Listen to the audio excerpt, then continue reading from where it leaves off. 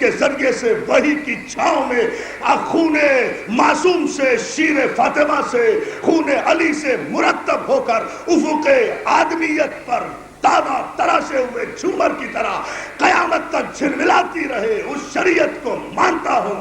اور جس شریعت میں ابو سفیان اور ہندا کی غلیظ اولادوں کا خون شامل ہو کر چاہے حجازی بنا دیا جائے یا نیازی بنا دیا جائے، میں اس کا کل بھی انکار کرتا تھا، آج بھی انکار کرتا ہوں، قیامت تک انکار کرتا ہوں۔ شریعت کو نہیں مانو، اس شریعت کو تسلیم نہیں۔ بہت توجہ، آپ کو کیا پتا، آپ کیا جانیں؟ علامہ رشید ترابی کہا کرتے تھے، بھائی میرے صاحب جانتے ہیں، بھائی جعفر امیر مولانا، بڑی خوبصورت بات علامہ صاحب کہتے تھے، there's a message for you especially for young generation۔ اگر اس کو لے جاؤ ان مجالس سے، چونکہ رزق علم تقسیم ہوتا ہے حسین کے صدقے میں، یہاں کچھ باتیں ہوتی ہیں، تو اگر اس میسج کو لے جاؤ، علامہ صاحب ایک جملہ کہا کرتے تھے، ڈوب کر پار اتر گیا اسلام، ڈوب کر، ڈوبتے ہوئے نہیں،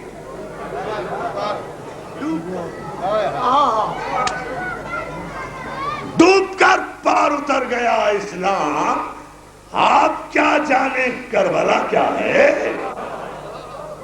کربلا اسلام کی منزل ہے، کربلا شریعت کا مرکز ہے، کربلا اکبر کی جوانی کا نام ہے، کربلا عباس کی وفاؤں کا نام ہے، کربلا ایک 6 مہینے کے بچے کا نام ہے۔ آپ نے دیکھا ہے کائنات میں کوئی 6 مہینے کا بچہ کہ جس کی 6 مہینے کی زندگی 1400 برس کو اپنے دامن میں اس طرح نہ بیٹھ لے کہ اس دہر کی زمانے کی سن 61 ہجری سے لے کر 1413 ہجری تک کی آج تک کی کوئی صدی رباب کے بچے کو سلام کیے بغیر گزری نہیں۔ میں نے بہت بڑا جملہ کہا ہے، بہت بڑی بات کہی۔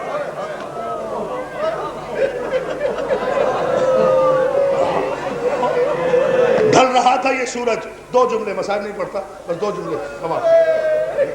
ڈھل رہا تھا یہ سورج، بیٹھی ہیں یہ بیویاں شامیانوں کے نیچے، قناتوں کے سائے میں، برقع سروں پر ہیں، اللہ تمہارے پردے سلامت رکھے، اطمینان سے بیٹھی ہو، وارث موجود ہے نا تمہارے؟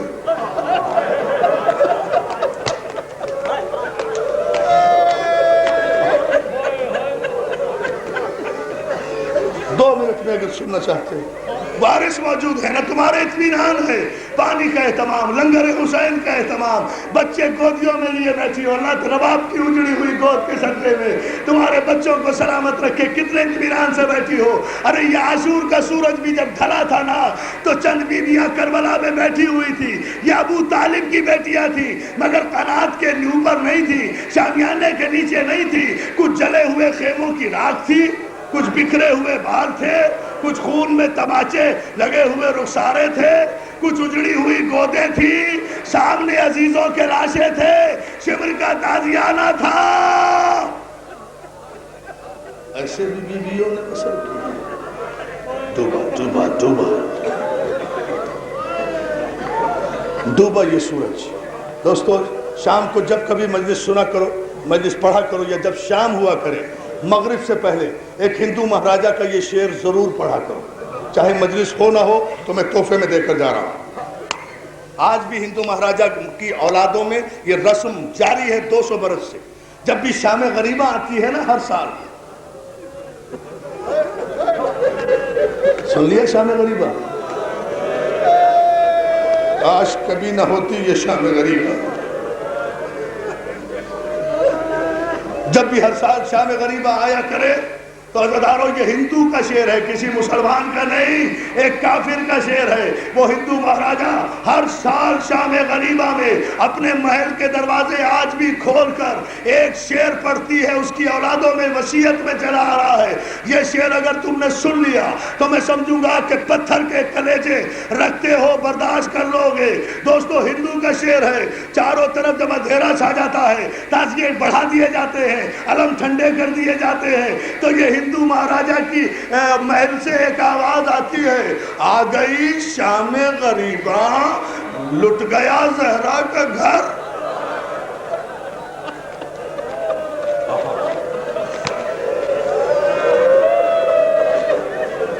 بس مجلس ہو گئی، ایک ہی شعر کافی ہوتا ہے نا مجلس کے لیے، کچھ نہیں پڑھنا بھائی، میں اسی مصرے میں چھوڑ دوں، بات بہت آگے چلی جائے گی ادھر آگے۔ آ گئی، وہ ہندو کہتا ہے، نفسیات کا شعر ہے، سمجھ گئے تو آنسو برداشت نہیں ہوں گے، اگلا جملہ مجھے آپ کہنے نہیں دیں گے، مجھے یقین ہے آپ مومن ایسے ہیں۔ آ گئی شام غریبہ، لٹ گیا زہرا کا گھر، اپنے گھروں کو واپس جاؤ گے نا، اللہ تمہارے گھر آباد رکھے، بیویوں اللہ تمہارے بیڑے آباد رکھے، اللہ تمہارے گھر کی رونقیں آباد رکھے، اللہ تمہارے بچے سلامت رکھے۔ بہت دور دور سے آئی ہے یہ عزادار حسین کی، یہ کنیزیں زینب و کلثوم کی آئی ہوئی بیٹی ہے، اللہ علی اصغر کے صدقے میں تمہاری گودیاں آباد رکھے، گھر واپس جاؤ تو ضرور رونا جا کر، مگر یہ شعر سن لو، آ گئی شام غریبہ، لٹ گیا زہرا کا گھر۔ اگر دوسرے مصرے پہ ماتم کرو تو سنا دوں، آ گئی شام غریبہ، لٹ گیا زہرا کا گھر، رو رہا ہوں آج میں اپنا بھرا گھر دیکھ کر۔ ارے اپنا بھرا گھر کوئی مومن شام غریبہ میں دیکھتا ہے، اسے اچھا نہیں لگتا، اس لیے کہ بطول اجڑ گئی۔ جزاک اللہ، دو جملوں کی اجازت، ہمارا تم رو پڑے ہو چکے بھائی۔ اپنے مجاہد شمسی کی اس مجلس کی مقبولیت کے لیے دو جملے کہنا چاہتا ہوں۔ دوستو، سورج غروب ہوا، عمر سعد ملعون، خدا غارت کرے عمر سعد ملعون کو، لعنت کرے عمر سعد ملعون پر، اس کی سات پشتوں پر، اس کے آبا و اجداد پر، اس نے آسمان ہلایا ہے، رباب کے 6 مہینے کے بچے پر مرنے کے بعد ظلم کیا ہے۔ شام میں جب سر گننے بیٹھا ہے، شام غریبہ میں اصغر کا سر نہیں ملا تو ایک فوجی کو گھوڑے پہ سوار کیا، ہاتھ میں نیزہ دیا، جا اصغر کی قبر تلاش کر۔ کیا سن رہے ہو؟ اگر علامہ رشید ترابی یہ جملہ نہ پڑھتے میں کبھی نہ کہتا، یہ جملہ سن لو، شام غریبہ میں ایک ظالم گھوڑے پر بیٹھا، نیزہ ہاتھ میں لیا، گنج شہیدہ میں آیا، جہاں بھی نرم زمین دیکھتا وہیں نیزہ گاڑتا، جلے ہوئے خیمے کی تناب سے فضا نے دیکھا کہ کوئی ظالم مقتل میں نیزے مار رہا ہے، رات کے اندھیرے میں چلا کر آواز دی، رباب تیرے بچے کی خیر۔ رباب آخری جملہ برداشت کر لینا عزادارو، رباب تیرے بچے کی خیر۔ اجڑی ہوئی ماں کلیجہ پکڑ کے چلے ہوئے خیمے کی تلاب پر کھڑی ہو گئی، ظالم نیزہ مارتا جا رہا ہے، اور میری زبان جل جاتی میں یہ جملہ نہ کہتا، مگر کیا کروں عزادارو کہ کہے بغیر اس امت کے مظالم سامنے نہیں آتے۔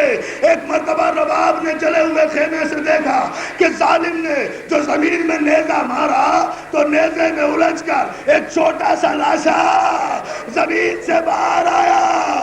جزاک اللہ، ماتم کرو نا عزادارو، یہ حق ہے رونے کا، یہ کیا ماتم ہو رہا ہے، مائیں بہنیں ماتم کر رہی ہیں، اللہ تمہارے بچوں کو سلامت رکھے، اللہ تمہاری گودیاں آباد رکھے۔ لو ایک جملہ بس اسی پر مجلس ختم کر رہا ہوں۔ ایک مرتبہ نیزہ باہر آیا، نیزے میں الجھ کر ایک چھوٹا سا لاشا آیا، رباب نے کلیجہ پکڑ کے کہا، اماں فضا یہ میرے اصغر کا لاشا ہے نا۔ آخری جملہ، اصغر کی قسم اس سے آگے جملہ نہیں کہوں گا۔ رب فضا کہتی ہے، ہاں رباب شہزادی یہ تیرے 6 مہینے کے بچے کا لاشا ہے۔ ظالم گھوڑے سے اترا، نیزہ زمین پہ کھڑا کیا، بندھے ہوئے اصغر کو نیزے سے نکالا، 6 مہینے کے بچے کو زمین پہ ڈالا، گھٹنا ٹیک کے زمین پہ بیٹھا، پہلو سے خنجر نکالا، 6 مہینے کے اصغر کے گلے پر خنجر چلا دیا۔ ماتم کرو، رباب تڑپتی رہ گئی، آسمان ہل گیا، آواز آ رہی تھی، او ظالم میں تیرے رسول کی بیٹی فاطمہ زہرا یہ ظلم نہ ماتم۔ آپ حضرات تشریف رکھیں، مجلس جاری رہے گی۔ مولانا تاج الدین حبیب صاحب